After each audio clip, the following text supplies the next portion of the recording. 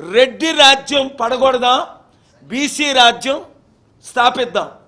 అది హెడ్లైన్. 12 మంది రెడ్లు ముఖ్యమంత్రి, 5% ఉన్న 12 మంది రెడ్లు ముఖ్యమంత్రులేటి, 60% ఉన్న మా బీసీలు ఒకరు ముఖ్యమంత్రి కాకపోవడం ఏంటి? బీసీ బానిసలారా బయటికి రండి. కడియం శ్రీహరి క్యాస్ట్ ఏంటి? బీసీయో తెలీదు, ఎస్సీయో. బీసీ ఎస్సీ బానిసలారా బయటికి రండి.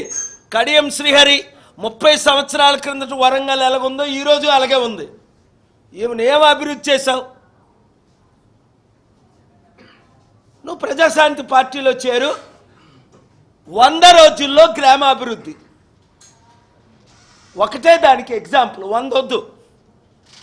సంగారెడ్డి జిల్లా సదాశివపేట మండలం మొమ్మినిపేట గ్రామం.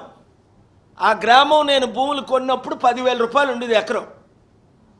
ఇప్పుడు 2 కోట్ల రూపాయలు main road side, 1 crore interior.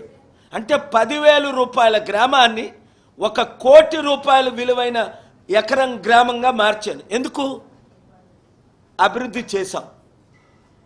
1000 మంది నిరుద్యోగులకు ఉద్యోగాలు ఇచ్చాం. అక్కడ 1000 మంది అనాథుల్ని చదివించాం ఫ్రీగా.